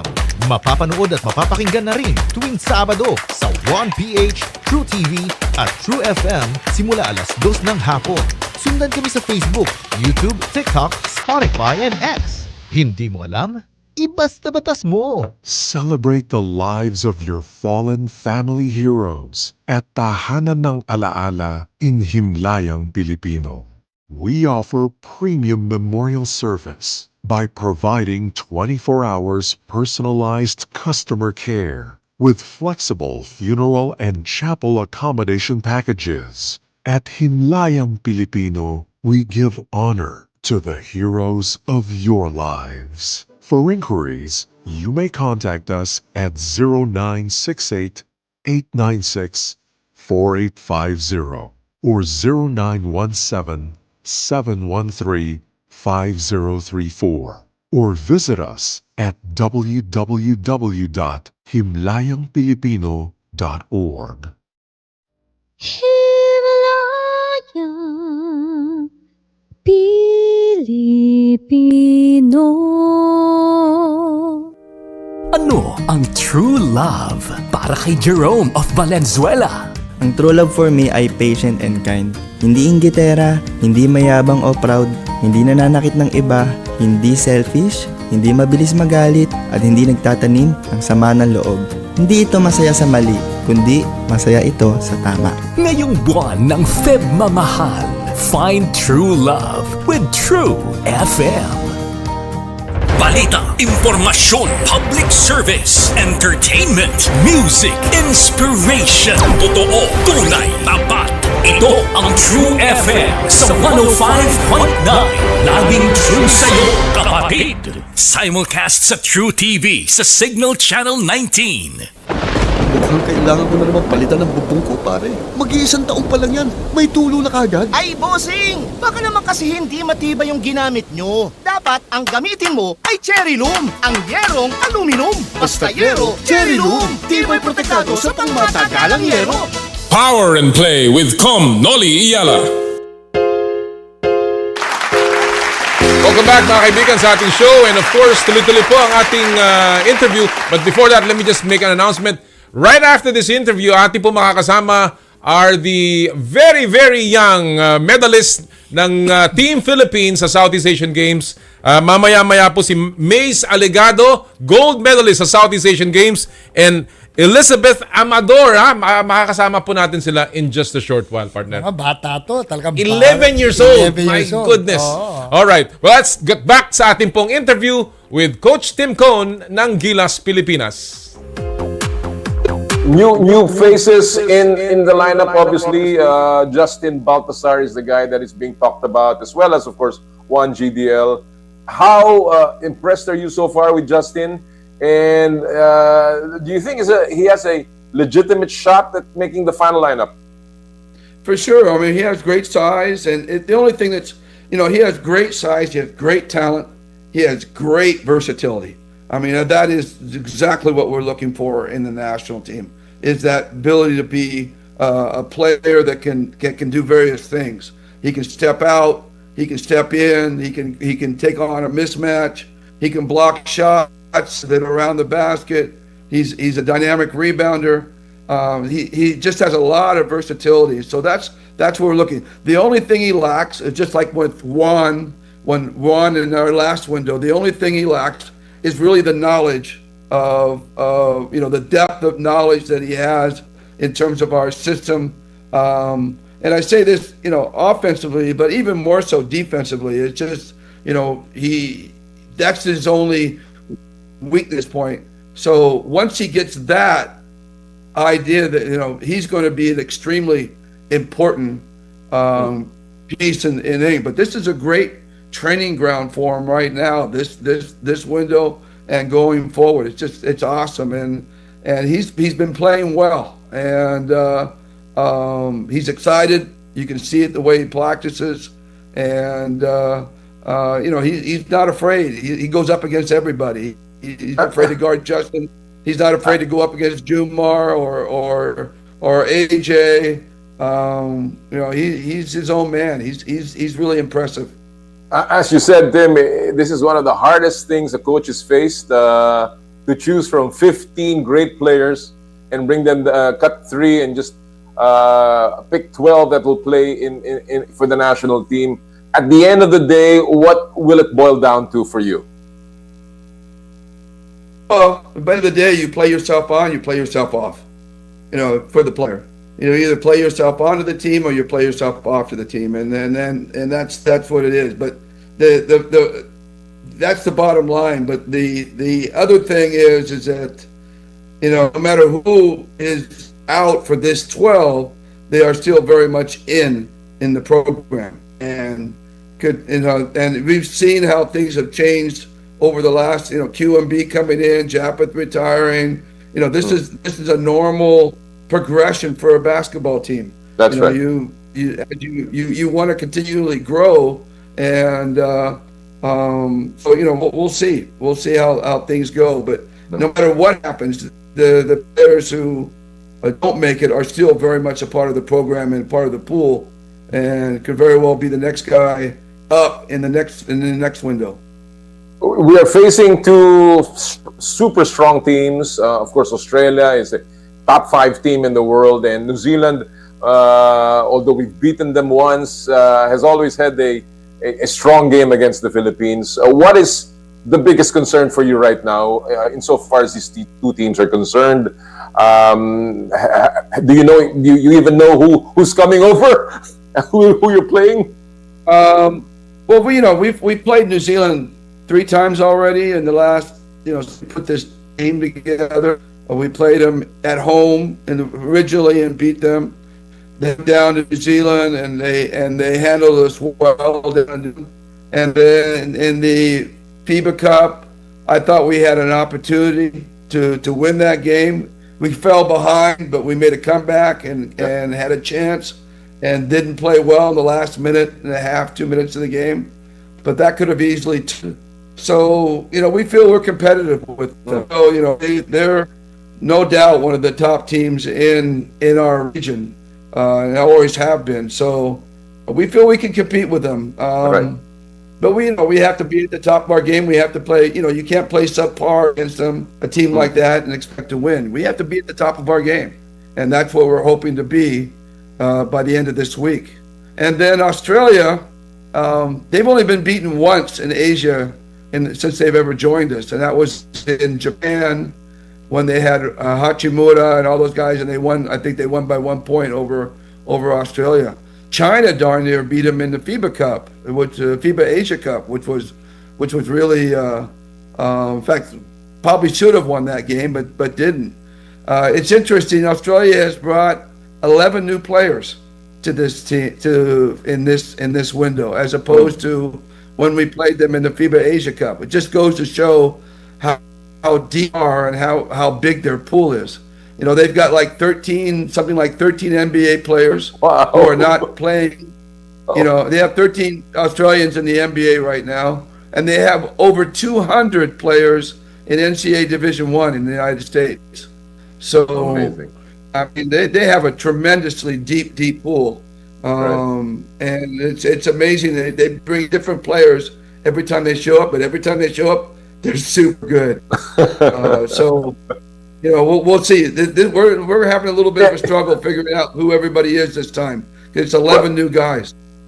Well, Tim, obviously, we're all looking for a win, a victory. But aside from a victory over these two teams, of course, what are you looking at? What are you hoping to get from this team as a sign of progress for Gilas? A win. Really, I'm looking for a win, and that's all we're looking for. I mean, we're not going to sell ourselves short. We're really looking for a win. Beating some good teams. We beat some good teams in the past. We beat Latvia. Yep. In the past, we beat New Zealand at home in the past. We've had some really exciting games. We've had some downturns when we lost to Chinese Taipei twice in a row, which was disheartening. But it's been really an up and down type of thing, and basically that's how it is when you go into in your regular, like Ginebra or San Miguel. It's always like up and down. It's never Right. a smooth ascension. But we feel we're at a level where we should be able to compete, and we should give ourselves a chance to win. So Yep. we're looking to win. All right. Well, and fair we'll enough. take New Zealand first, and we'll take Australia second. I love it. I love it, and I'm sure every Filipino is rooting for that, hoping for a big win in the next week and a half. Before I let the Gilas topic go, when are you making the final announcement of the announcement for the final lineup? Then, what do you expect? I really don't. I haven't given it that much thought yet. We're still in the process. It'll be, we could possibly go right into the last moment where we have to, the night before we have to choose 12. We could possibly do that. We could do it tomorrow. I'm not sure. The only thing sure is the only one sure is, I guess, Justin Brownlee, because he's the only naturalized player there. Naturalized player, yeah, right. That's right. And All right, talking about really well. Yeah. Well, let's shift to Ginebra. I know that the Commissioner's Cup is also in full gear now in terms of preparation, and the imports are starting to fly in. And talking about Justin Brownlee, you've mentioned in a lot of your interviews that you have full confidence in JB, despite the fact that a lot of big reinforcements are coming in, Tim. And are you happy with the way Justin is right now in terms of his health, as well as in his performance with Gilas and moving over to Ginebra a few weeks later? Yeah, Justin is still Justin. And, I really felt he's played his best conferences in the big import conferences. I think that's when he's been his most effective. And he's won multiple championships there. He's always gotten us at least to the semifinals. He's never been anything less than that.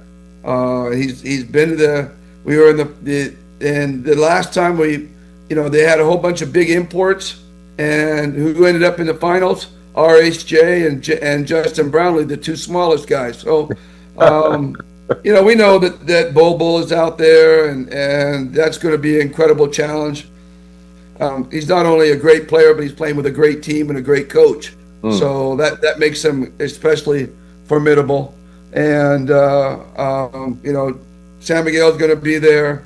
And we don't know a lot about the other imports, but there's always one or two guys that come out and dominate. So, but it's really, it's a team game. As much as it's an import reinforced game, it's still a team game. It's not how good your import is. It's how good he fits your team. That's what makes the difference. And right now, Justin is fitting our team. We have to. The other teams and the other imports will tell us whether Justin's still good enough to be here and whether we need to make a change or whatever. We're not going to make a change arbitrarily. There's no reason for us. Right. They have to prove to us that we need to change him. And Justin always takes that challenge. So I'm not fearful. We got Isaac Go coming back. So we have an extra big along with our other two bigs.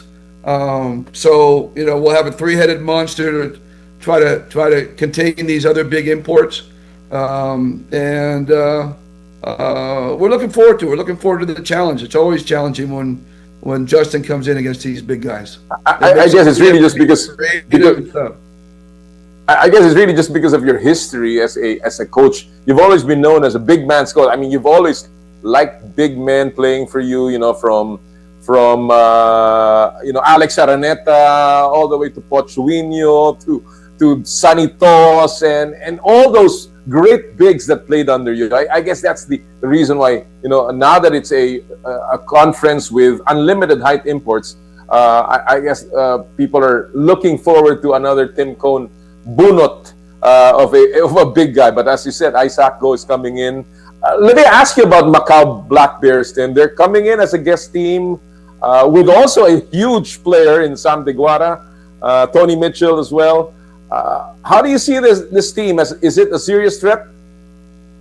Well, they played us really tough. They played Gilas really tough when we went out and played them the last time. They really, we really had to battle them, and Sam Deguara played for them, and they were really strong. And he's, everybody's talking about Bobo, but this guy Sam Deguara is another huge. I mean, just a little trivia. Jennings Leung, who was on the Macau Bears team, was my son's team in high school here in Brent School, and he's one of the stars of that team. So it's always interesting to go against him. He was a really close friend of my son Kevin. So Noli Iyala. Po mga kaibigan, ang panayam natin kay Coach Tim Cone, getting ready para sa window partner, yung FIBA Asia World Cup qualifier against New Zealand sa February 26, I believe, no? And yung against Australia sa March 1. Abangan nyo po yan, at supportahan po natin ang ating pambansang kupunan. Yeah, ang ganda. Tingnan natin kung paano ang laban natin dito sa New Zealand. Ang inaabangan dito kung sino yung Final 12. Kung makakapasok si GDL, kung makakapasok si Justin Baltasar. Ang isa lang ang sigurado, si Justin Brownlee ang lalaro. Para sa ating naturalized player. Alright mga kapatid, before we continue, syempre, kailangan po natin magpasalamat sa lahat ng mga tagapagtaguyod, supporters ng Power and Play, all of these 8 years po natin sa Himpapawid. Gusto natin pong, of course, pasalamatan ang Cherry Loom, ang yerong may aluminum. Sa ganitong pabago-bago ang panahon, mga kapatid, init, ulan, lamig, kailangan natin na matibay at protektadong bubong. Dapat ng bubong ay yerong may aluminum. Kapag may aluminum, tsak na pang matagalan. At isa lang alam kong dekalidad na yerong may aluminum, yan ang Cherry Loom, tibay protektado sa pang matagalang yero. Cherry Loom, ang yerong may aluminum. Thank you! Mileage Asia Corporation, roofing the nation with Cherry Loom, galvanizing the industry with Sumo brand GI sheets. Thank you! Photon, empowering the Filipino business. Kapag komportable ang biyahe, ang sarap mag-long trip. At yan ang hatid ng Photon vans tulad ng Photon Trans Van, Photon Traveler, at Photon Tuano 15-seater, Photon Tuano Executive 11-seater. Turbo diesel ang makina, walang bitin sa lakas at hatak. Merong manual at automatic transmission, pang negosyo, pang barkada at pang pamilya. Merong 5-year or 150-kilometer warranty, whichever comes first. Pumunta o tumawag sa pinakamalapit na Photon dealership sa inyong lugar. Thank you! Cherry Tigo, Cherry Auto Philippines, has given motorists yet another reason to switch to its 7-seater all-new Tigo REV Luxury Edition SUV. The all-new Tigo REV LE has posted a best-in-class fuel efficiency rating of 84.28 kilometers per liter gasoline equivalent following a fuel eco run conducted by the Department of Energy. Tigo REV LE topped its class among vehicles evaluated across plug-in hybrid, diesel, and gasoline categories. The Tigo REV LE has a 1.5-liter turbocharged engine. It offers a combined electric and hybrid driving range of up to 1,400 kilometers on a full tank and charge. Grabe. The model also comes equipped with multiple safety and driver assistance features, including advanced driver assistance systems, adaptive cruise control, and a 540-degree camera system. Visit your nearest Cherry Auto Philippines dealership and book a test drive today. Thank you! Joyride! Ang inyong bagong kasundo. Bawat lakad, bawat biyahe, may Joyride na para sa iyo. Joyride MC Taxi para sa mabilisang solo rides. Joyride Car para mas komportable at affordable na car rides. Joyride Taxi Cab para sa convenient metered rides. At Joyride Super Taxi Airport Transfer para sa hassle-free airport trips mo. Always safe and affordable, mag-book na mga kasundo. Thank you! At ang bagong kasama natin, M2 Veggie Drink. Drink your gulay, game on, hydrate right. M2 Veggie Drink, your natural electrolytes from malunggay, okra, and ginger that is surprisingly delicious. Trusted also by moms and loved by kids. Available at leading supermarkets and drugstores nationwide. Drink your gulay, mag M2 Veggie Drink na!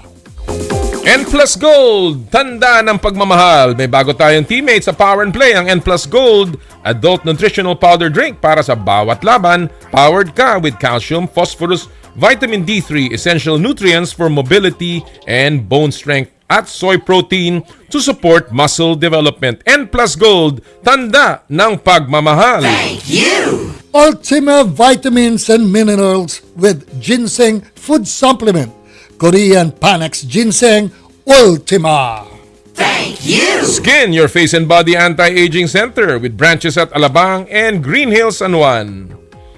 Thank And you! Smart, live more today. Thank you! Oh, by the way, bago natin tapusin ang ating mga sponsors, alam mo, meron partner, merong paanyaya po ang UAAGI, United Asia Automotives Group Inc. Ito po, Experience Bike. Naku, dami nito. Cherry, Photon, Jetour, Lincoln Company, and Radar at UAAGI On The Move 2026. Join us at the SM Mall of Asia Central Atrium from February 26 to March 1 and get up close with the latest models. Enjoy exclusive event-only deals, huge discounts, trade-in offers, test drives, and easy bank approvals all in one place. Don't miss it. See you there, mga kapatid. Yung pong tinatawag nating UAAGI On The Move 2026. Punta tayo dyan, partner. All out yan, ha? Oo, kailangan tayo nandyan at baka mabigyan tayo ni partner Romel. Oo, walang bank loan.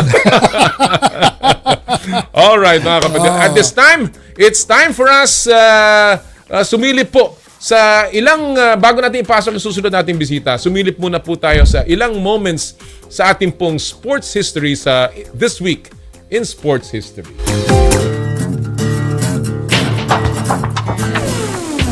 February 19, 1952 or 74 years ago, naitala ang pinakaunang triple jump sa figure skating competition history. Nagawa yan ng Amerikanong si Dick Button sa 1952 Oslo Winter Olympics. Sa likod ng triple loop, nadepensahan ni Button ang kanyang Olympic gold at naging isa sa mga pioneer ng sport. First triple loop in competitive figure skating this week in sports history. Wow.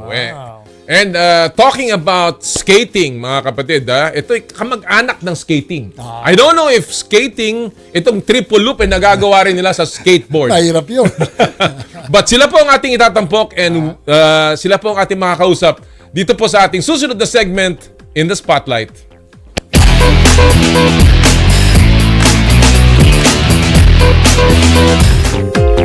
Nasa spotlight ngayong linggo ang youngest gold-silver finishers ng Pilipinas noong 2025 Southeast Asian Games. Sa edad na 11 anyos, 11 years old, abay nakuha nila ang 1-2 finish sa extreme skateboarding event sa 33rd Southeast Asian Games. At kasama po natin ngayon, walang iba kung hindi ang gold medalist na si Maisel Paris Aligado and ang silver medalist ng Pilipinas, si Elizabeth Amador. Good morning, good evening, good afternoon, wherever you may be. Mace and Elizabeth, thank you for joining us. Welcome. Thank you for having us. Yeah. So where are you now? I'm in California. Oh. And what about you, Mace? I think she's on mute right now. Maybe you're on mute? Mace. Let's try that again. We're still trying to get the. But anyway, let's first go with let's Tyler. go with Elizabeth. Let's go with Elizabeth. Elizabeth, it's so interesting. Congratulations, of course, on a spectacular performance in the Southeast Asian Games. I want to ask you directly, quickly about this. At your very young age, how was it competing in such a huge stage in Thailand? It was just amazing. I got the nervousness, but I was just having fun over there and just trying my hardest. And I'm like, okay, I got this. I can do it, and just land my run. And I'm like, when I landed it, I'm like, let's go. I did it.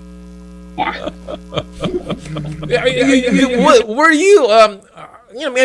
How was it? How was your journey towards Bangkok?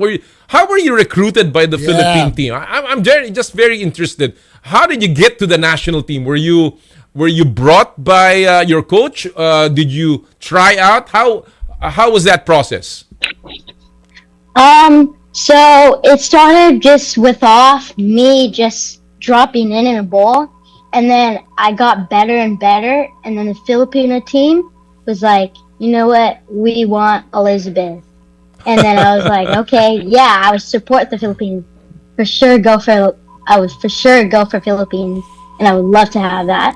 And I did. And I was like, okay. And then I trained, and I was like, oh, I can go to Thailand for the Asian Games.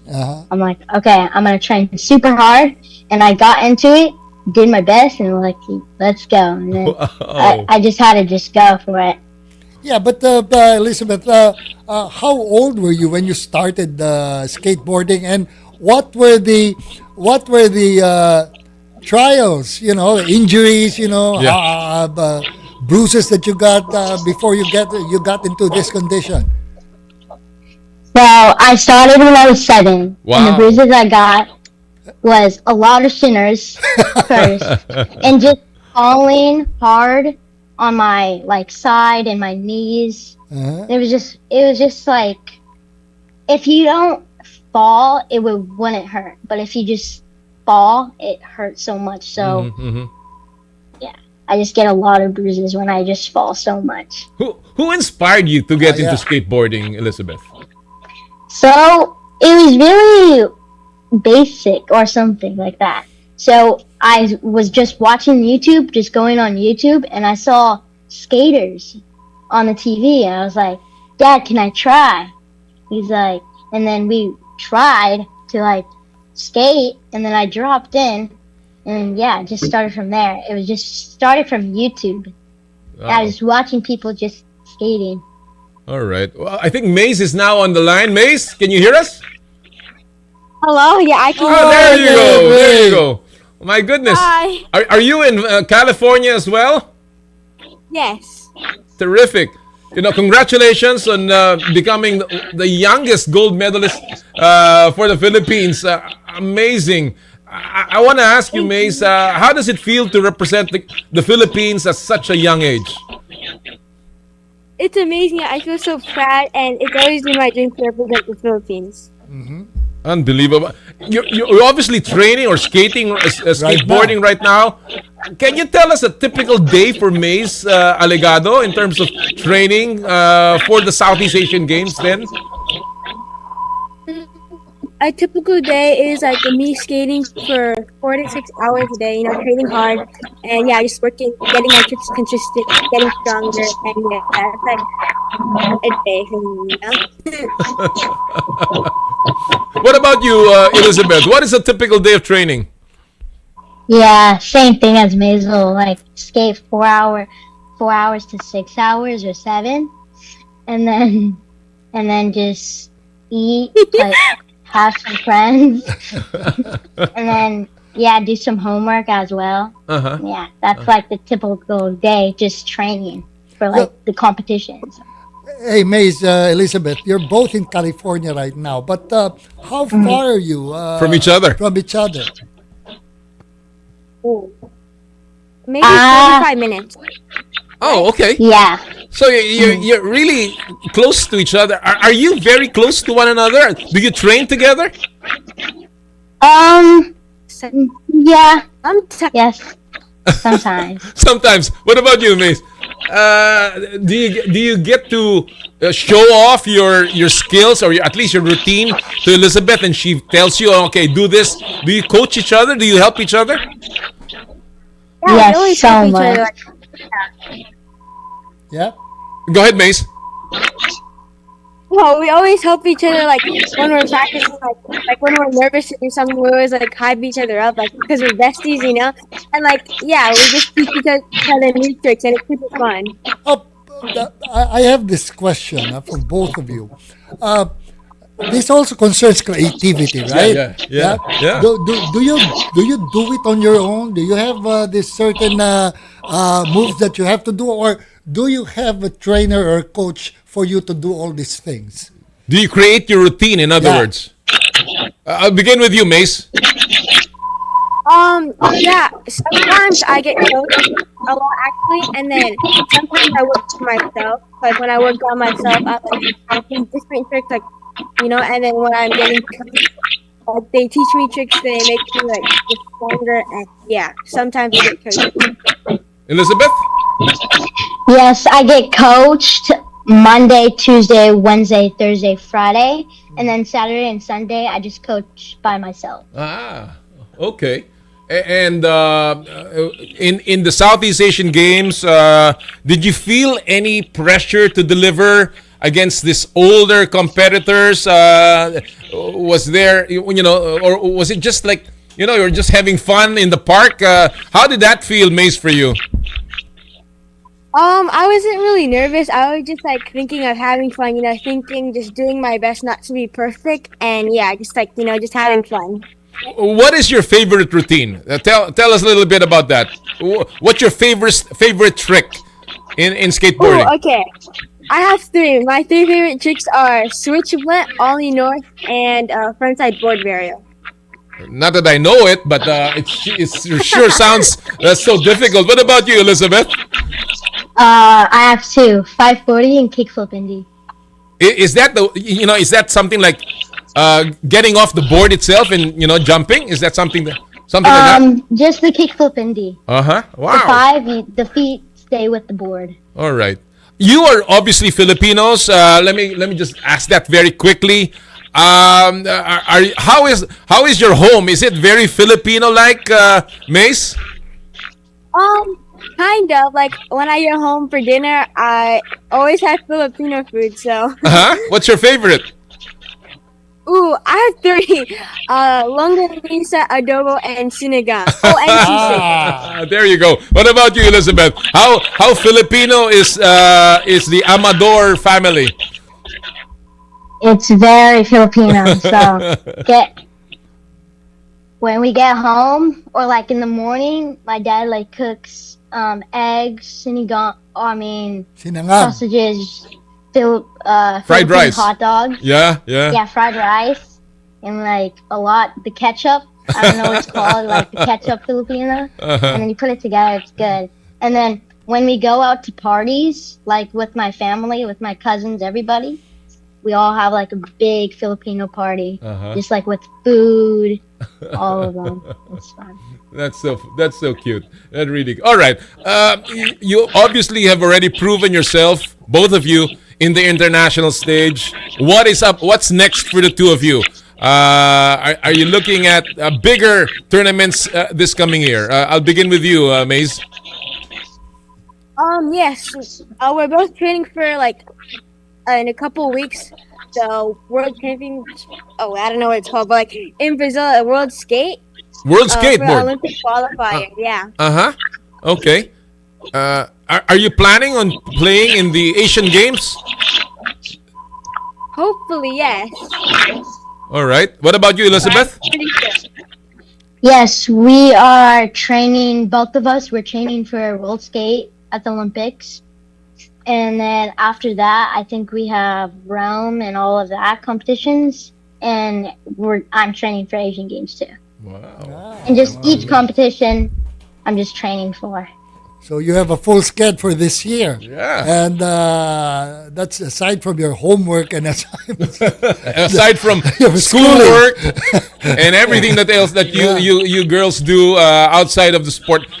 Given that, is there any time for other things? What's your favorite thing to do when you're out not training or not competing in skateboarding?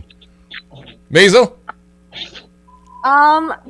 If I'm not skating, then I'll either be watching TikToks or TikTok. bedazzling stuff. How about you, Elizabeth? Same thing? So Saturdays and Sundays, I love to go skimboarding and go to like the beach. And just like being with my sisters, just like playing with them, fishing, going out and just like having fun. Terrific. Like going, seeing the cars and everything.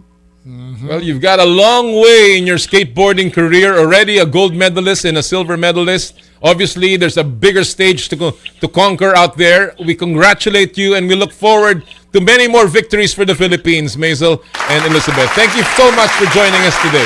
Thank you so much, Maisel and Elizabeth. Salamat, mabuhay. Mabuhay. Mabuhay. Mga kaibigan, ang ating pong mga medalists sa 33rd Southeast Asian Games, dalawa sa pinakabata yan. 11 years old. Yung dalawang pong yan. And you can imagine kung gaano pa katagal ang magiging career niyo ng dalawa sa skateboarding. Saka ang pinakamaganda dyan, kitang-kita mo they're enjoying what they're doing. Yan ang importante di ba? Talagang... Partner, bago tayo magtapos, may tournament ka. Bago tayo magtapos. Oo nga pala, ano natin? Sige, go ahead. Okay, 6 na araw na lang, no? After ng window ng Gilas against New Zealand on the 26th. Yan na. Sa Biyernes 27, ang first Father Santiago Gonzalez CMF Memorial Golf Tournament. Si Father Gonzalez ang kauna-unang school director ng Claret School. At ito po ay may pag-golf kami para sa missionary works ng Claret School of Quezon City. Kaya papasalamat ako sa mga malalaking sponsors natin tulad ng Petron, Metro Pacific, DOH, MVP Sports Foundation, Nicanor Mendoza Foundation, Archipelago Builders. Maraming salamat. Cherry Loom, kay paring... Siyempre. Marami pa po. Pero nagpapasalamat po ako. At also, birthday din ngayon ng aming school director ng Claret School, si Father Vic Sadaya. Maraming salamat. Hindi lang po siya nagsasabi ng birthday. Bukas po, birthday ni Partner Jera Season. Kaya hindi kami nakakaliwat. Happy birthday! Partner! Happy birthday! Partner, from the staff ng Power and Play. Maraming salamat. Thank you for inviting me to be your co-host sa Power and Play at sa mga mababait dating staff dito sa Power and Play. Maraming salamat. Ayan, kita mo, meron pang, kita mo, naku, ewan mahangin, hindi nasindihan. Nasindihan na. Happy birthday! Partner Jera! Happy birthday to you! Ako kaya na-surpresa dahil parang hindi ko alam na mangyayari ito. At nagsusungit pa rin po. Maraming salamat po. Blow down and make a wish! Yun! Nandiyan po nagwawakas mga kapatid. Ang aming another edition dito sa Power and Play sa birthday ni Partner Jera Season bukas, ha? Pumunta lang kay Santipolo, nandun po, makikita nyo karatula, birthday ni Jera Season. At again, partner, happy birthday. Thank you so much. See you next week. At sa ngalan po ng lahat sa amin dito, nagpapasalamat po kami sa inyong lahat. Again, sa FB na lang namin i-announce lahat na nanalo sa Joyride Top Up promo. Again, thank you. Tuwing Sabado, lagi dating sinasabi, bawal ang masungit. At sa lahat po ng ating gawain, ad Maiorem Dei Gloriam All for the greater glory of God. Kami po ang 1PH Teleservisyo para sa Pilipino. Susunod na po ang inay ko po. Happy Sports Weekend sa inyo lahat. More power and more play. Happy birthday! Happy birthday!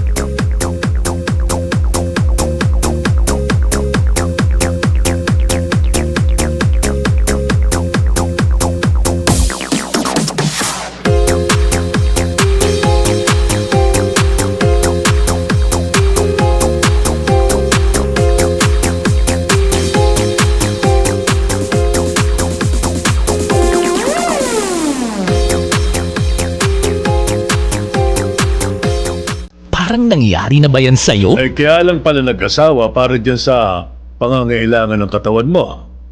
Sige, sabihin na nga po natin galing si Ana. Kahit kailan hindi na siya gagaling pa. Kahit kailan hindi niya na may bibigay sa akin ang pangangailangan ko bilang isang lalaki. Paul, hindi lang naman doon nasusukat ang pag-aasawa. Ang sabihin mo, hindi mo naman talaga minahan ang anak ko. Kasi kung minahal mo si Ana, kahit na maggaganyan pa yan, hindi mo na siya hihiwalayan at ipagpapalit sa ibang babae. Totoong tao, totoong kwento. Kwento mo rin ba ito? Lunes hanggang Biyernes, alas 10 hanggang alas 11:30 ng umaga. Sana Lord sa True FM. Sa